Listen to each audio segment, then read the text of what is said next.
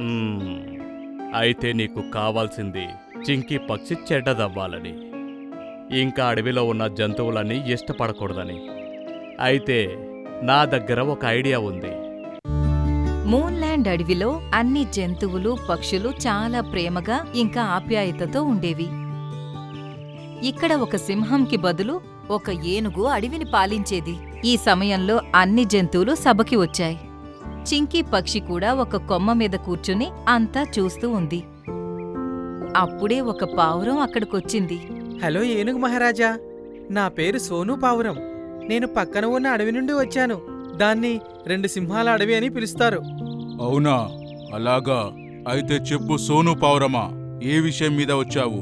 ఏదైనా ముఖ్యమైన విషయమా? మా అడవిలో ఉన్న ఒక నదిపైన ఒక శాపం పెట్టబడి ఉంది. అది కేవలం వర్షకాలంలోనే కొద్దిగా నిండుతుంది, లేదంటే ఎప్పుడూ ఎండిపోయే ఉంటుంది. దానివల్ల అడవిలో జంతువులన్నీ దాహంతోనే ఉంటాయి. రోగాలు వస్తున్నాయి, ఇంకొన్ని చచ్చిపోతున్నాయి కూడా. ఇదైతే చాలా బాధాకరమైన సమస్య. దీనికి విరుగుడు ఏంటి అనేది నువ్వు ఎవరిని అడగలేదా? మా అడవిలో ఉండే జ్యోతిష కోతి ఏం చెప్పిందంటే, మా నదిపైన ఉన్న శాపాన్ని కేవలం ఒక పక్షి మాత్రమే పోగొడుతుందని. అది ఒక నీలం రంగు పక్షి. దాని ముక్కు ఎర్రగా ఉంటుంది. ఒకవేళ అది వర్షాకాలం వచ్చినప్పుడు మా నదిలో ఉన్న నీళ్ళలో స్నానం చేస్తే గనక అప్పుడు మా నదిపై ఉన్న శాపం పోతుందంట. ఇంకా ఆ తరువాత ఎప్పటికీ మా నది ఇంకిపోదంట. మేం తనని వెతకడానికి చాలా ప్రయత్నం చేశాం మహారాజా, కానీ అలాంటి పక్షి మాకు ఎక్కడా దొరకలేదు. అందుకే ఇప్పుడు మా అడవిలో ఉండే 2 సింహాలు ఇదే అంటున్నారు, మీ అడవిని ఆక్రమించుకుంటామని. ఒకవేళ ఆ పోరాటంలో ఓడిపోతే అప్పుడు మీ అడవికి కూడా మా 2 సింహాలే రాజులుగా ఉంటాయని మాట్లాడుకుంటున్నారు. తర్వాత మా అడవిలో ఉన్న జంతువులు ఇక్కడే ఉంటాయి. మీకు ఇది చెప్దామనే వచ్చాను. మీరు ముందే ఓటమిని ఒప్పుకోమని, లేదా యుద్ధానికి సిద్ధమవ్వండి అని. ఇది విన్నాక అన్నీ చాలా భయపడ్డాయి. అప్పుడే పైన కూర్చున్న చింకీ పక్షి కిందకొచ్చింది. ఇంకా ఇలా అంది. ఇప్పుడు మీరు మా అడవి పైన యుద్ధానికి రావలసిన అవసరం లేదు. నన్ను బాగా చూడండి. మీకు కావలసింది నేనే కదా, మీరు వెతుకుతున్నది నన్నే కదా.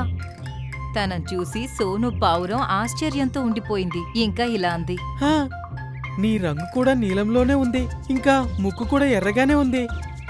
అయితే సరే, మీరు సింహం రాజుకి చెప్పండి. వచ్చే వారంలో రాబోయే వర్షాకాలంలో మీరు నన్ను తీసుకువెళ్ళడానికి ఇక్కడికి రండి. నేను మీతో పాటు వస్తాను. ఇంకా నదిలో స్నానం చేసి దానిపై ఉన్న శాపాన్ని పోగొడతాను. కానీ షరత్ ఏంటంటే ఇంకెప్పుడు మీరు మా అడవి పైన యుద్ధానికి రాకూడదు. సరే, ఒకవేళ నువ్వు అలా చేస్తే మాకు కూడా దాడి చేసే అవసరం ఉండదు కదా. ఇక నేను వెళ్తాను. అలా చెప్పి సోను పావురం వెళ్ళిపోయింది. ప్రతి జంతువు ఇంకా పక్షి సంతోషించాయి. ఇంకా అన్ని చింకీ పక్షిని బాగా పొగిడాయి. అది చూసి కోపం వచ్చిన బుల్బుల్ అదంతా చూడలేక అక్కడి నుండి వెళ్ళిపోయింది. చాలా ఎక్కువైపోయింది. నేనిప్పుడే దుష్ట శక్తి చెట్టు దగ్గరికి వెళ్తాను. ఇంకా తనతో మాట్లాడతాను. అందరూ ఆ చింకిని బాగా పొగుడుతున్నారు కదా, నేను తనని చెడ్డదాన్ని చేసి తీరతాను. బుల్బుల్ ఆ దుష్టశక్తి చెట్టు దగ్గరకొచ్చింది. ఇంకా అది జరిగిందంతా చెప్పింది. మ్మ్. అయితే నీకు కావాల్సింది చింకీ పక్షి చెడ్డదవ్వాలని, ఇంకా అడవిలో ఉన్న జంతువులని ఇష్టపడకూడదని. అయితే నా దగ్గర ఒక ఐడియా ఉంది. చెప్పు, ఏంటా ఐడియా? అది చెప్పడానికి ముహూర్తం ఏమైనా కావాలా? నువ్వు నా కొమ్మకున్న ఒక పండుని తీసుకెళ్ళు. ఎలా అయినా సరే ఆ చింకీ పక్షికి తినిపించు. ఇది తిన్నా వెంటనే ఆ మంచి చింకీ పక్షి మాయమైపోయి నా కడుపులో బందీగా ఉండిపోతుంది. ఇంకా తనలానే కనపడే ఒక చెడ్డ చింకీ పక్షి నీ ముందు ప్రత్యక్షమవుతుంది. అది ఎప్పుడైతే అడవి జంతువులను ఇబ్బంది పెడుతుందో అప్పుడు నిజమైన చింకీ పక్షిని ఎవరూ పట్టించుకోరు. చాలా బాగుంది. ఇది చాలా మంచి ఐడియా. ఇప్పుడు బుల్బుల్ ఒక పండును తీసుకుని చింకీ పక్షి దగ్గరకు వచ్చింది. చింకీ పక్షి, నన్ను క్షమించు. నేను నిన్ను నా మిత్రుడిగా చేసుకోవాలనుకుంటున్నాను. నేను చాలా ప్రేమతో నీకు బహుమతిగా ఈ పండుని తీసుకొచ్చాను. నువ్వు నన్ను క్షమిస్తే గనుక దయచేసి నువ్వు ఈ పండుని తిను. అది విని చింకీ పక్షి ఆ పండుని కొద్దిగా తినింది. ఇంకా దాన్ని తిన్న వెంటనే అది మాయమైపోయింది. ఇంకా అచ్చం చింకీ పక్షిలాగే కనపడే ఇంకో పక్షి ప్రత్యక్షమైంది. అయ్య బాబోయ్, దుష్టశక్తి చెట్టు ఫలితం లభించింది. ఏం జరుగుతుందో చూడాలి. అది తిన్నాక చెడ్డ చింకీ పక్షి అడవి జంతువుల్ని ఇబ్బంది పెట్టడం మొదలుపెట్టింది. తను ఒకే రోజులో అడవిలో ఉండే జంతువులన్నింటినీ ఎంత ఇబ్బంది పెట్టిందంటే అన్నీ ఏనుగురాజు దగ్గరకు చేరుకున్నాయి. నాకస్సలు నమ్మబుద్ధి కావట్లేదు. చింకీ పక్షి ఇలా చేసిందంటే మీరైతే తనని బాగా అర్థం చేసుకున్న వాళ్ళు కదా. తన అసలు రూపం మీ ముందే ఉంది ఇప్పుడు. అన్ని జంతువుల మాటల్లోనూ చింకీ పక్షి గురించి చెప్పే మాటలు విని బుల్బుల్కి బాగా నచ్చింది. అప్పుడే చెడ్డ చింకీ పక్షి అక్కడికొచ్చింది. మీరందరూ అలా ఎందుకు కూర్చున్నారు? ఎవరో చనిపోయినట్టు. ఏనుగురాజు ఏదో చెప్పబోతుంటే ఈలోగా సోను పావురం అక్కడికొచ్చింది. ఏనుగురాజా, వర్షాకాలం వచ్చేసింది. ఇంక మీరు నాతో పాటు చింకీ పక్షిని పంపించండి. తను మా నదిలో స్నానం చేయగానే మా నదికి ఉన్న శాపం తొలగిపోతుంది. ఇంకా మాకున్న బాధ కూడా పోతుంది. ఓ పావురమా, నేనేమైనా మాటిచ్చానా నీతో పాటు వస్తాను అని? ఇంకా మీ అడవిని బాగు చేయడానికి? ఒకవేళ మీ అడవిలో జంతువులు చనిపోతుంటే చనిపోని, అయినా నేనెందుకు నీతో పాటు వస్తాను? చింకీ, అసలు నువ్వనేదేంటి? నువ్వే కదా అన్నావు వాళ్ళ నదిపైన ఉన్న శాపాన్ని పోగొడతానని. నాకు అస్సలు వెళ్ళాలని లేదు. ఒకవేళ అదే చెయ్యాలనుకుంటే ఇంక మీరందరూ యుద్ధానికి సిద్ధమవ్వండి. నేను ఇప్పుడే ఇద్దరు సింహరాజులకు చెప్తాను. వాళ్ళు ఈ రోజే అడవిపైన యుద్ధం ప్రకటిస్తారు. అది చెప్పి సోను పావురం అక్కడి నుండి వెళ్ళిపోయింది. ఇంకా జంతువులన్నీ చాలా బాధపడుతున్నాయి. ఇంకా నా అడవి మొత్తం నాశనమైపోతుంది. నేను ఏనుగు అయినందున నేను ఆ 2 సింహాలని ఎదుర్కోలేను. ఇప్పుడు బుల్బుల్ తను చేసిన తప్పుకి చాలా బాధపడింది. అప్పుడు అది ఇలా అంది. ఇదంతా నా కడుపు మంట వల్లనే జరిగింది. చింకీ పక్షి తప్పు ఇందులో ఏమీ లేదు. ఏంటి నువ్వు చెప్పేది? ఏం చెప్పాలనుకుంటున్నావు? ఆ రోజు అందరూ చింకీ పక్షిని పొగుడుతూ ఉంటే నాకు చాలా కోపం వచ్చింది. అందుకే ఆ రోజు నేను దుష్టశక్తి చెట్టు యొక్క పండుని చింకీ పక్షికి తినిపించాను. అది తిన్న వెంటనే చింకీ పక్షి ఆ చెట్టు కడుపులోకి వెళ్ళిపోయింది. ఇంకా అచ్చం చింకీ పక్షిలానే కనబడి ఇంకో పక్షి ప్రత్యక్షమైంది. మీరు చింకీ అని ఎవరినైతే అనుకుంటున్నారో అది నకిలీ. నిజమైన చింకీ దుష్టశక్తి చెట్టు దగ్గర బంధించుంది. నువ్వు చాలా చెడ్డ పని చేశావు బుల్బుల్. నీకు దీనికి తగిన శిక్ష పడుతుంది. ఇవ్వండి, తగిన శిక్ష ఇవ్వండి. కానీ ఇది ముందు చెప్పు, ఆ చెట్టు ఎక్కడుంది? మనం ముందు చింకీ పక్షిని దాని నుండి విడుదల చేయాలి. ఇంకా బుల్బుల్ అన్ని జంతువులతో పాటు దుష్టశక్తి చెట్టు వద్దకు వచ్చింది. ఇంకా ఇలా అంది. దుష్ట చెట్టు, నిజమైన చింకీ పక్షిని వదిలిపెట్టు. మా అడవి ప్రమాదంలో ఉంది. నువ్వు నా దగ్గరికి అందరినీ తీసుకునొస్తే నేను తన్ని వదిలేస్తాననుకున్నావా? వెళ్ళు, నేను తన్ని వదిలిపెట్టను. దానికి ఏనుగురాజు ఇలా అన్నాడు. ఒకవేళ నువ్వు చింకీని వదిలిపెట్టకపోతే నేను ఇప్పుడే నాలాంటి 10 ఏనుగులను పిలుస్తాను. మేమందరం కలిసి నిన్ను భూమి నుంచి పీకేస్తాము. అప్పుడు నువ్వు చచ్చిపోతావు. వద్దొద్దు, అలా చేయకండి. నేనిప్పుడే చింకీని వదిలిపెడతాను. అది చెప్పగానే చెట్టు తన కడుపును విప్పింది. ఇంకా దాని నుండి చింకీ పక్షి బయటకొచ్చింది. మీ అందరినీ చూసి నాకు చాలా సంతోషంగా ఉంది. ఇంకా నేను ఎప్పటికీ ఈ చెట్టులోనే అలా ఉండి చచ్చిపోతానేమో అనిపించింది నాకు. నన్ను క్షమించు చింకీ పక్షి. ఇప్పుడు మన అడవిలో ఉన్న జంతువుల ప్రాణాలన్నీ నీ చేతిలోనే ఉన్నాయి. నువ్వు వెంటనే 2 సింహాల అడవికి వెళ్ళు, లేదంటే మన అడవి అంతరించిపోతుంది. ఇంకా చింకీ పక్షి వెంటనే 2 సింహాలు ఉన్న అడవికి చేరుకుంది. ఇంకా అది వాటికి జరిగిందంతా చెప్పింది. ఆ తర్వాత వెళ్లి అది నదిలో స్నానం చేసింది. ఇంకా ఆ నదికి ఉన్న శాపం పోయింది. ఇంకా ఏదో మాయాజాలం జరిగినట్టుగా నది మొత్తం నీళ్లతో నిండిపోయింది. నీకు చాలా చాలా ధన్యవాదాలు చింకీ పక్షి. నువ్వు రావడం వల్లనే మా అడవికి పట్టిన శాపం తొలగిపోయింది. ఇంకా నేను వెళ్తాను. చింకీ పక్షి తన అడవికి తిరిగి వచ్చేసింది. అన్ని జంతువులు చింకీ పక్షికి ధన్యవాదాలు చెప్పాయి.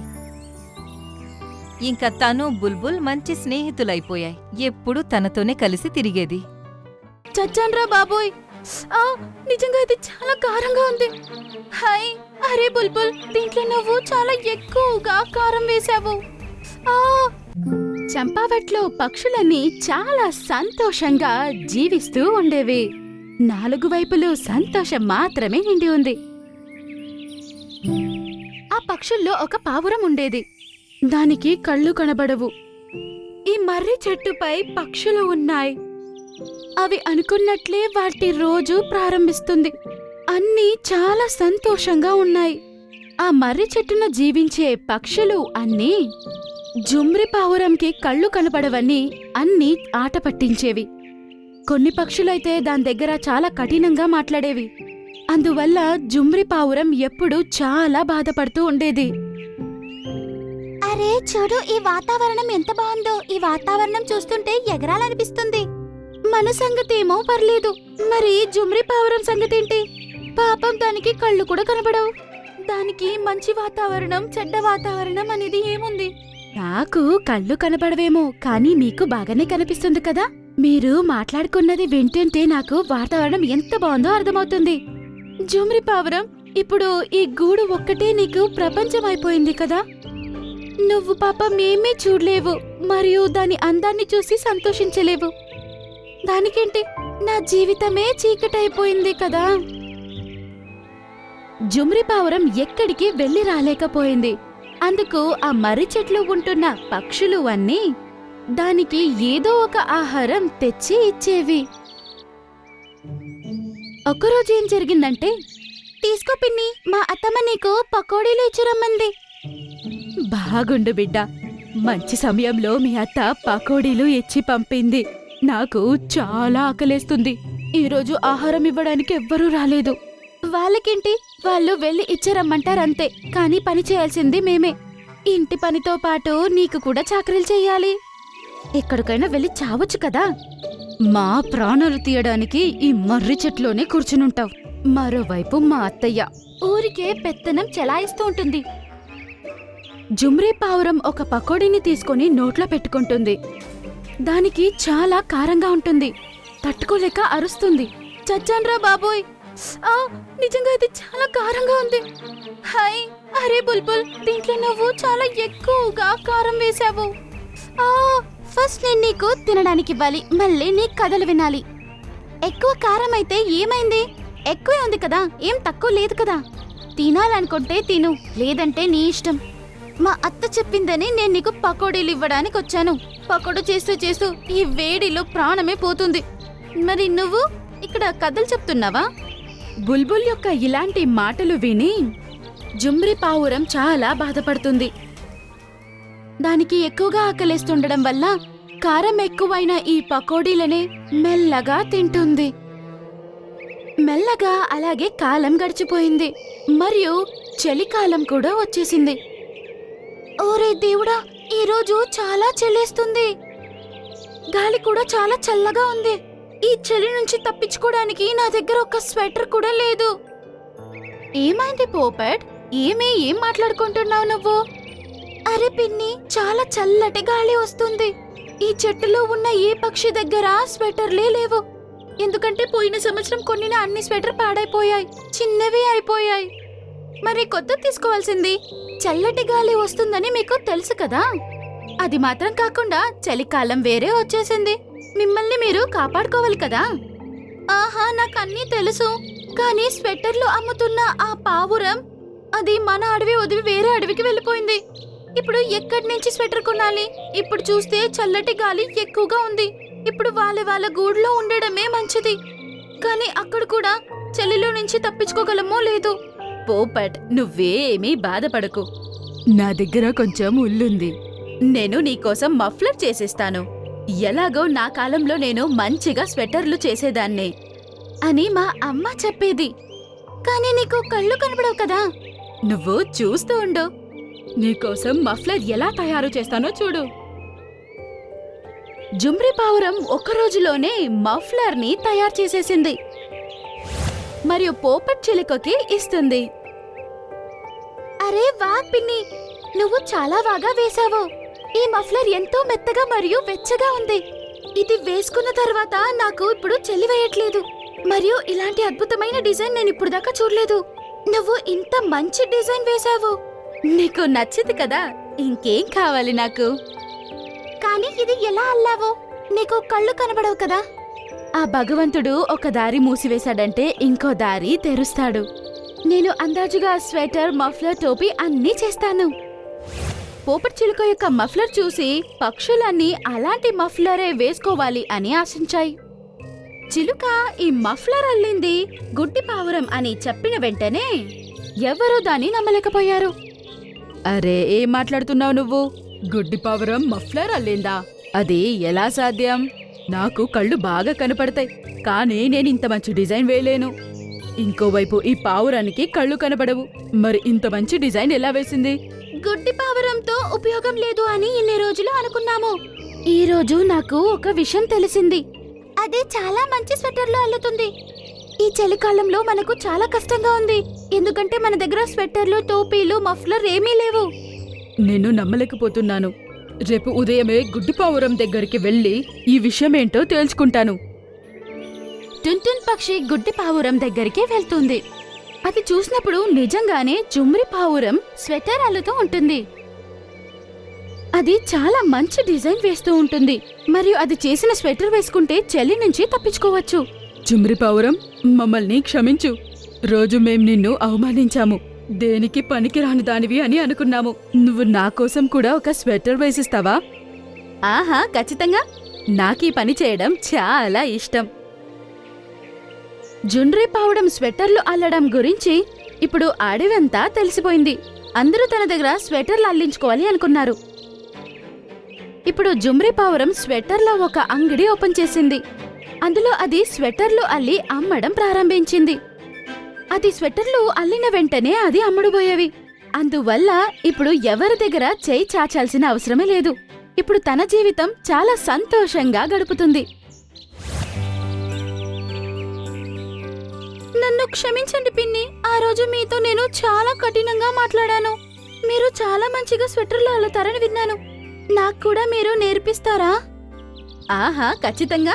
నీకు కూడా నేను నేర్పిస్తాను, మరియు నీ ఇంట్లోనే నీకోసం నువ్వు స్వెటర్లు అల్లుకోవచ్చు. జుమ్రి పావురం కొన్ని పక్షులకు స్వెటర్లు అల్లడం నేర్పించేది, మరియు తను కూడా అల్లి వాటిని అమ్మేది. అందువల్ల అందరూ తనని చాలా ఇష్టపడేవారు. ఇప్పుడు తనకు కళ్ళు కనపడకుండా పోవడం ఎవ్వరికీ సమస్యే కాదు.